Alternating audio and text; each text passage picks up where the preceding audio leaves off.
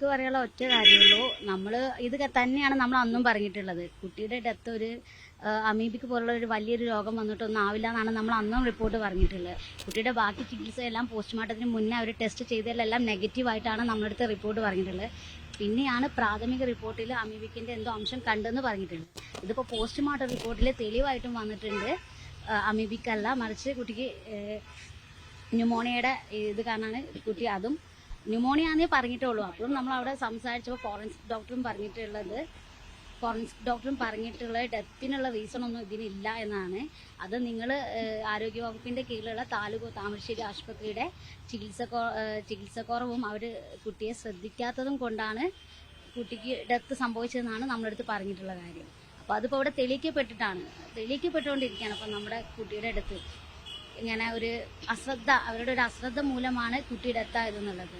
അതിനെതിരെ നിയമപരമായിട്ട് സാറിനും DYSP സാറിനും കൊടുത്തിട്ടുണ്ട്. ഇനി മെഡിക്കൽ മേഖലയിൽ തന്നെ അതിൻ്റെ ഹെഡിലുള്ള എല്ലാ ആൾക്കാർക്കും പരാതി കൊടുക്കാനാണ് ഞങ്ങളുടെ തീരുമാനം വന്നിട്ടുള്ളത്. ഹോസ്പിറ്റലിൽ തന്നെ ഒരു താമരശ്ശേരി താലൂക്ക് ഹോസ്പിറ്റലാണെങ്കിൽ തന്നെ അവർ രാവിലെ കൊണ്ടുപോയ എൻ്റെ മോളെ ഉച്ചയോട് എൻ്റെ മോൾക്ക് റിസൾട്ട് കിട്ടിയിട്ട് എൻ്റെ മോള് ക്ഷീണമാണെന്ന് നമ്മൾ പറഞ്ഞിട്ട് പോലും അവരൊട്ടും ശ്രദ്ധിക്കാതെ അവരെ ഒരു അവഗണിച്ചാണ് എൻ്റെ മോളെ. ആ ഒരു അവളത്തിൽ എനിക്കെന്താ നഷ്ടമായത്?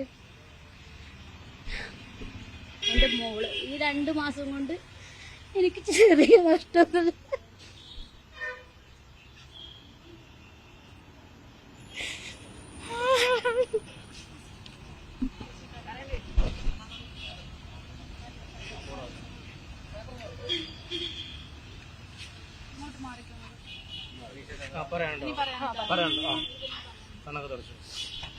താമരശ്ശേരി താലൂക്കിൽ നമ്മൾ നോർമലി എന്തെങ്കിലും കാണിക്കാൻ പോലും അവർ കൃത്യമായിട്ട് ആരും ചികിത്സിക്കുന്നത് ഞാൻ കണ്ടിട്ടില്ല. അവിടെയുള്ള അസിസ്റ്റന്റ് ആയിട്ടുള്ള പഠിക്കുന്ന പിള്ളേരൊക്കെയാണ് അവർ മെഡിസിനും അങ്ങനത്തെ കാര്യങ്ങളൊക്കെ എഴുതുന്നത്. എന്നിട്ട് തന്നെ അവർ വാട്സപ്പ് മുഖേന ഡോക്ടർമാരെടുത്ത് വലിയ ഡോക്ടർമാരുടെ അയച്ചു ചോദിക്കാനാണ് ഇത് മതിയോ അത് മതിയോ എന്ന്.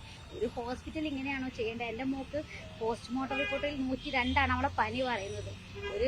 ഒരു താലൂക്ക് ഹോസ്പിറ്റലായിട്ട് ആ ഒരു എന്താ പറയുക, ആ ഒരു രോഗം പോലും നിർണ്ണയിക്കാൻ അവർക്ക് പറ്റുന്നില്ല. പിന്നെ എന്തിനങ്ങനെ ഒരു ഹോസ്പിറ്റല്? സാധാ ജനങ്ങൾക്ക് മുന്നോട്ട് പോയി ഒരു ധൈര്യത്തോടെ നമ്മൾ നമ്മുടെ പിള്ളേരെയും കൊണ്ട് പോവാണ്. നോർമലി കിട്ടേണ്ട ഒരു ഇത് കിട്ടുമെന്ന് വിചാരിച്ചിട്ട് അതുപോലെ നമുക്ക് നിഷേധിക്കപ്പെടാണ് ചെയ്യുന്നത്. എല്ലാം കൊണ്ട് എല്ലാ ആനുകൂല്യം നമുക്ക് നിഷേധിച്ചെന്ന് നമുക്ക് പറയാനുള്ളൂ ഈ ഒരു കാര്യത്തിൽ.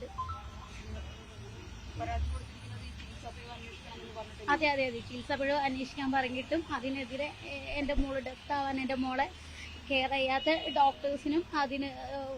ഡോക്ടേഴ്സിനും നമ്മളെ ശ്രദ്ധിക്കണമെന്ന് പറഞ്ഞിട്ട് പോലും നമ്മളെ വഴക്ക് പറഞ്ഞ് നിർത്തിയ നഴ്സിനെതിരെയും ഇതൊക്കെ നമ്മൾ പരാതിയിൽ എഴുതിയിട്ടുണ്ട്. ഇനിയും മുന്നോട്ട് പരാതി കൊടുക്കണം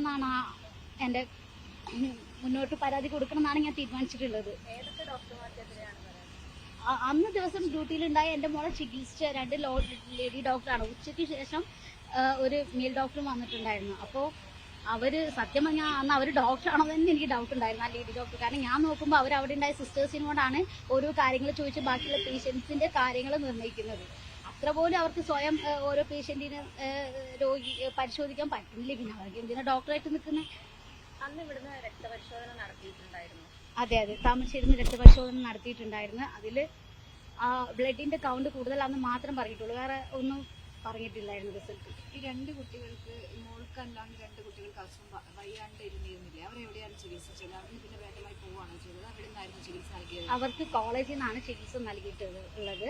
അതും മോക്ക് മരിച്ച് ഇത്ര സമയത്തിനുള്ളിൽ പോസ്റ്റ്മോർട്ടം റിപ്പോർട്ട് മുന്നേ തന്നെ അവരിങ്ങനെ അമീബിക് മസ്തിഷ്ക ജ്വരം എന്നൊരു റീസൺ വെച്ചപ്പോൾ നമ്മൾ നോർമലി ഒരു പനി ഛർദി എന്ന് പറഞ്ഞിട്ടാണ് കുട്ടിയെ കാണിച്ചിട്ടുള്ളത്. പക്ഷെ അവർ പറഞ്ഞു ഇങ്ങനെ ഒരു വിഷയമുള്ള കാരണം ഇങ്ങനെ ഒരു ഇത് വന്നതല്ലേ, മരണപ്പെട്ടത് ഇങ്ങനെ ഒരു കുട്ടിയല്ലേ, അപ്പൊ അവരും ആ കുളത്തിൽ കുളിച്ച കുട്ടികളല്ല, അപ്പൊ അതുകൊണ്ട് അത് സാധ്യത ഉണ്ടാവും പറഞ്ഞിട്ടാണ് പിന്നെ അവരെ അഡ്മിറ്റ് ആക്കിയതും. ഇല്ല ഒരു ജസ്റ്റ് ഒന്ന് വൈകിട്ടൊന്ന് പനിച്ചു, അവ ഉറങ്ങി വൈകിട്ട് പനിച്ച് ജസ്റ്റ് 1 വട്ടം 2 വട്ടം ഛർദിച്ചു ഓട്ടോയിൽ കൊണ്ടുപോകണ വഴി, അത്രേ ഉണ്ടായിട്ടുള്ളൂ. പിന്നെ വലിയ കുഴപ്പമൊന്നും ഇല്ലായിരുന്നു. പിന്നെ അവിടുന്ന് 2-3 വട്ടം ടെസ്റ്റ് നടത്തി. ആദ്യം 18-ാം തീയതി നമ്മൾ കൊണ്ടുപോയാന്ന് ടെസ്റ്റ് നടത്തി, അതിൽ നെഗറ്റീവായിട്ടാണ് പറഞ്ഞിട്ടുള്ളത്. പിന്നെ പിറ്റേ ദിവസം 24 മണിക്കൂറിനുള്ളിൽ വീണ്ടും ഒരു പരിശോധന നടത്തിയതാണ് കുട്ടിക്ക് ചെറുതായിട്ട് ഇങ്ങനെ പോസിറ്റീവ് കാണുന്നുണ്ട് എന്ന് പറഞ്ഞിട്ട് നമ്മൾ പിന്നെ ഷിഫ്റ്റ് ചെയ്തതും ബാക്കി കാര്യങ്ങളൊക്കെ നോക്കിയിട്ടുണ്ട്. ICU ഛർദി തന്നെയായിരുന്നു ഉണ്ടായിരുന്നത്, ചുമ അങ്ങനെ എന്തെങ്കിലും ഉണ്ടായിരുന്നു? മോക്ക് ചുമയൊന്നും ഇല്ലായിരുന്നു. അവക്ക് ആദ്യം പനിയാ വന്നത്. രാത്രി അവള് ഒന്ന് കിടന്നതിന് ശേഷം ഒന്ന് ക്ഷീണമെന്ന് പറഞ്ഞ് കിടന്നു. അതിന് ശേഷം എഴുന്നേറ്റപ്പോൾ അവൾക്ക് പനിയാ വന്നത്. പനിച്ച് പിന്നെ ഇടയ്ക്ക് വെച്ച് എഴുന്നേറ്റ് അവൾ അച്ഛൻ്റെ കൂടെ ഭക്ഷണമൊക്കെ കഴിച്ചു. അതിന് ശേഷം വീണ്ടും ഒന്ന് കിടന്ന് എഴുന്നേറ്റപ്പോഴാണ് ഛർദ്ദിച്ചു തുടങ്ങിയത്.